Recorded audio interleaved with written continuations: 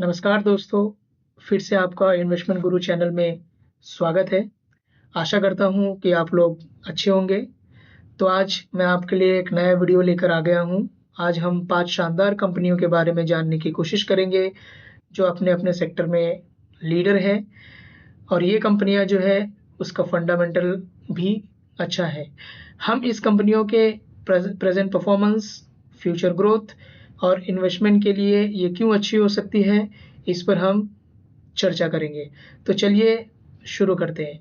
तो पहली कंपनी का नाम है भारत इलेक्ट्रॉनिक्स। भारत इलेक्ट्रॉनिक्स एक डिफेंस की सेक्टर की कंपनी है और ये एक नामी कंपनी है, साथ-साथ में एक बड़ी लार्ज कैप कंपनी है।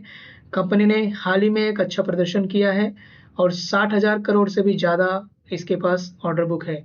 सरकार का आत्मनिर्भर भारत और डिफेंस बजट में बढ़ोतरी बीएल के लिए फ़ायदेमंद साबित हो सकती है।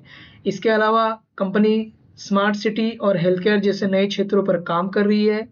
यह कंपनी एक अच्छा डिविडेंड भी देती है और ये डिफेंस सेक्टर की एक लीडर कंपनी है। गवर्नमेंट का जो फोकस है वो अब डिफेंस सेक्टर पे दिखाई दे रहा है। तो डिफेंस सेक्टर के इस स्टॉक का जो है वो आपके लिए एक इन्वेस्टमेंट के लिए एक अच्छा विकल्प हो सकता है। तो चलिए इसका शेयर होल्डर पैटर्न के बारे में बात करने की कोशिश करेंगे। तो अगर आप देख सकते हैं तो प्रमोटर के पास 51% का स्टेक है। डीआईएस का भी जो स्टेक है वो 17% है और एफआईएस का भी जो स्टेक है वो 20% है। तो अगर आप देखेंगे तो शेयर होल्डर पैटर्न काफ़ी अच्छा दिखाई दे रहा है। अगर हम 5 साल में देखेंगे कि 5 साल में इसने कितने का रिटर्न दिया है, तो 5 साल में इसने 600 प्लस के रिटर्न दिए हैं। तो चलिए दूसरी कंपनी के बारे में जान लेते हैं। तो दूसरी कंपनी का नाम है आयशर मोटर। आयशर मोटर अपनी रॉयल एनफील्ड बाइक्स के लिए जानी जाती है। कंपनी की बाइक्स की बिक्री भारत और विदेशों में लगातार बढ़ती जा रही है। नए मॉडल जैसे हंटर 350, सुपर मेटियोर 650 का ग्राहकों की तरफ से अच्छी प्रतिक्रिया मिल रही है। प्रीमियम बाइक का क्रेज बढ़ता जा रहा है और कंपनी इलेक्ट्रिक बाइक में भी काम कर रही है। इससे आने वाले समय में कंपनी की ग्रोथ जो है वो मजबूत हो सकती है। ब्रांड की पहचान और नई तकनीकों पर काम करना इसे एक लंबी अवधि के निवेश के लिए एक अच्छा विकल्प बनाती है। तो चलिए देख लेते हैं शेयर होल्डर पैटर्न के बारे में। तो प्रमोटर के पास 49% का स्टेक है, एफआईएस के पास 27% का स्टेक है, डीआईएस के पास 13% का स्टेक है। एफआईएस जो है वो अपने स्टेक को उसने थोड़ा कम किया है, बल्कि डीआईएस ने अपने स्टेक को यहाँ पे बढ़ाया है। चलिए देख लेते हैं कि इसने साल भर में कितने का रिटर्न दिया है या फिर 5 साल में कितने का रिटर्न दिया है। तो कंपनी ने 5 साल में 129% के रिटर्न दिए हैं। चलिए तीसरी कंपनी के बारे में जान लेते हैं। तो तीसरी कंपनी जो है उसका नाम है सिप्ला। सिप्ला एक दवा बनाने वाली बड़ी कंपनी है। अमेरिका और भारत में इसकी दवाओं की मांग बढ़ रही है, खास तौर पर सांस की बीमारियों और दूसरी लंबी बीमारियों के लिए। कंपनी नई और खास दवाओं पर काम कर रही है जो इसे अंतर्राष्ट्रीय बाजार में और आगे बढ़ा सकती है। दवा उद्योग में इसकी मजबूती स्थिति और नई दवाओं पर रिसर्च इसे भविष्य के लिए एक अच्छा विकल्प बनाती है इन्वेस्टमेंट के लिए। तो चलिए देख लेते हैं शेयर होल्डर पैटर्न के बारे में। तो शेयर होल्डर पैटर्न अगर हम देखेंगे तो प्रमोटर के पास 30% का स्टेक है, एफआईएस के पास 28% का स्टेक है और डीआईएस के पास 23% का स्टेक है। एफआईएस ने ईयर ऑन ईयर बेसिस पे स्टेक जो है वो बढ़ाया है। देख लेते हैं कि कंपनी ने 5 साल में कितने परसेंट का रिटर्न दिया है। तो कंपनी ने 5 साल में 200 प्लस का रिटर्न दिया है।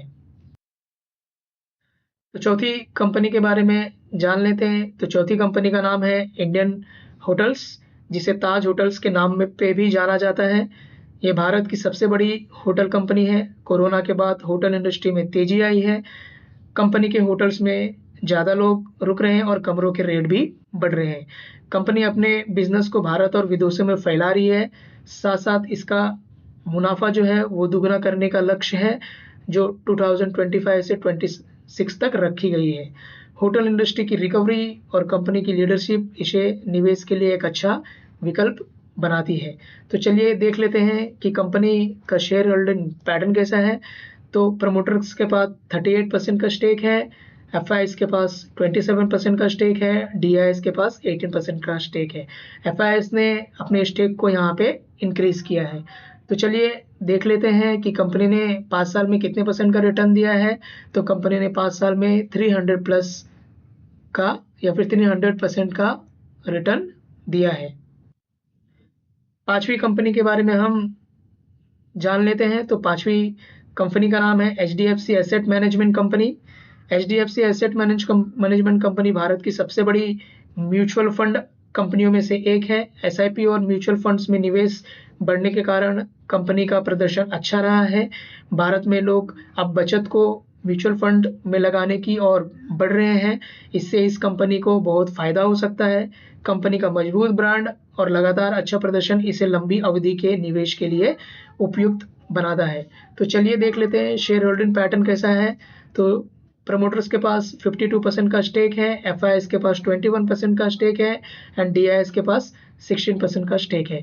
तो एफआईएस ने काफ़ी अच्छा स्टेक इंक्रीज किया है 8% से 21% तक, और डीआईएस ने भी 1% से 16% तक के स्टेक को इंक्रीज किया है। तो चलिए देख लेते हैं कि कंपनी ने एक साल में कितना रिटर्न दिया है। तो कंपनी ने एक साल में करीबन 52% का स्टेक दिया है। तो दोस्तों आज के लिए इतना ही। निवेश से पहले हमेशा अपनी रिस्क क्षमता और लक्ष्य पर विचार करें। ये वीडियो एजुकेशनल पर्पस के लिए बनाया हुआ वीडियो था। कोई भी बाय एंड सेल का रिकमेंडेशन नहीं है। कोई भी स्टॉक में बाय करने से पहले या इन्वेस्ट करने से पहले अपने फाइनेंशियल एडवाइजर से संपर्क करें। अगर आपको यह वीडियो अच्छा लगा हो तो इसे लाइक करें, शेयर करें। ऐसी ही जानकारी के लिए हमारे चैनल को सब्सक्राइब करना न भूलें। आपके सवाल और सुझाव हो तो कमेंट सेक्शन में ज़रूर लिखें। धन्यवाद दोस्तों। तो फिर मिलते हैं।